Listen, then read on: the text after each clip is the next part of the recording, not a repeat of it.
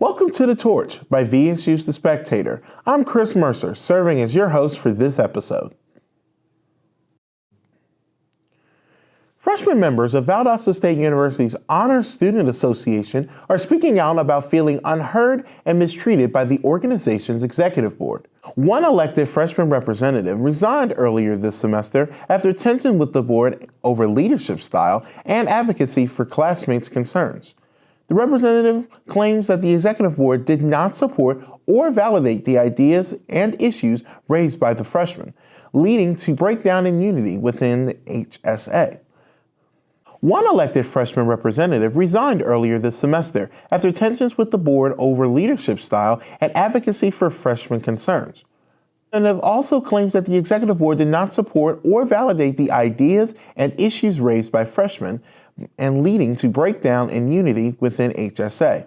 The resignation also sparked broader dissatisfaction among freshmen, some of whom also stepped down from their organization. Concerns included the appointment of second freshman representatives without an election, alleged favoritism, and what some have described as retaliatory decisions made by leadership.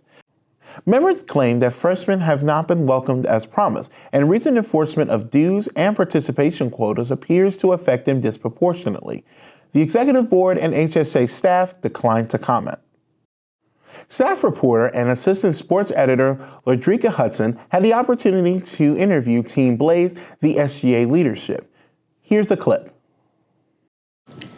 Hi Blazers, Lodrika here, bringing you the latest on SGA. As the new academic year approaches, fresh faces are set to lead and take the helm of Valdosta State University's Student Government Association. With campus involvement, student advocacy, and community engagement at the forefront of their missions, the newly elected SGA Executive Board is ready to get to work. The board includes Kai Kemp as SGA President, Janae Williams as Vice President, Adrian Torres as Secretary, and Kenneth Hagelbrook as Treasurer. In this series of interviews, we sat down with each executive member to learn more about their goals, motivations, and what they hope to accomplish for the student body during their term. What's up, Blazers? My name is Kai Kemp. I'm your newest elected SGA president. Just to tell you more about myself, I'm a sophomore political science major, and I'm also from Thomasville, Georgia.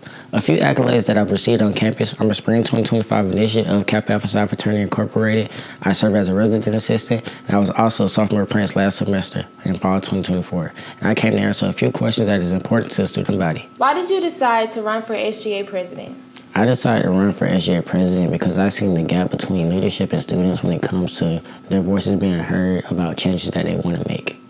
What's the first thing you want students to feel when they hear Kai Kemp is president? The first thing that I want students to feel when they hear my name as being president, I want them to feel seen, I want them to feel heard, hopeful. I also want them to feel that I'm somebody that has been in their shoes and I'm fighting for change on their behalf. In what ways will you ensure marginalized students' voices are prioritized this year? The way that I ensure that their voices are prioritized this year, most importantly, making sure that their voices are on the table, whether that's holding forums, committees, or task forces. Also, I want student input to be engaged when it comes to decision making. How do you personally stay motivated as a leader? Personally, I stay motivated as a leader because I see where I come from as well as where I plan to go. But also, I see myself as a source of inspiration to others, so that keeps me motivated as a leader to know that I have to keep going because I'm an inspiration to others. Thank you, President Kemp. You're welcome. Hi Blazers, it is Janae Williams, your current Vice President for 2025 through 2026 school year. My name, of course, is Janae. My classification is a sophomore, and I'm majoring in American Sign Language. A fun fact about me is I love skating, and I'm from Warner Robins, Georgia. As VP, you're a key connector between the President, the Senate, and students. How do you plan to keep communication smooth and effective? I think the most important thing is having transparency and having a sense of connection. You could still say, I'm Janae Williams, and you could be the head of an organization, and people still not know who you are or be able to build a connection with you, even if you do create safe spaces and stuff like that. So my main thing is to create an atmosphere and put myself out there and put the most maximum enough effort so that everybody can be able to say, this is who Janae Williams is. It's not just the title. The next thing is also, I feel like with communicating, the most important part is listening. A lot of people just want to feel heard, understood, and be validated in what they're saying. And my goal of doing that is to get to know the student body enough so they feel safe speaking to me. What's one initiative you're passionate about bringing to life this year? One initiative that I'm passionate about bringing to life this year is creating student career-ready graduates. And not just for our organization, SGA, I want it to be accessible to all students. Even if they aren't in SGA, they can be able to know that with coming to our workshops or our open business sessions, that they'll be able to gain something that they can forever use in the future when it comes to their future and their career. What's a leadership lesson you've learned from Kai or another mentor so far? A leadership lesson I could say that I learned from Kai is to be myself, be true to who I am.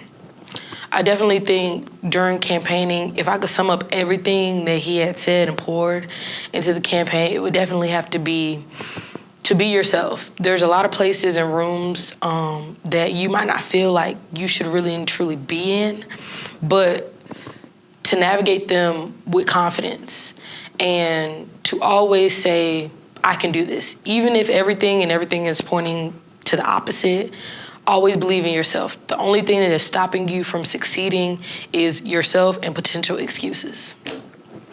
Thank you, Ms. Williams. Thank you. Hello everyone, my name is Adrian Torres. I'm a junior biology major with a concentration in pre-optometry. I am from Pearson, Georgia, and a fun fact about me is I love thrifting and anything vintage.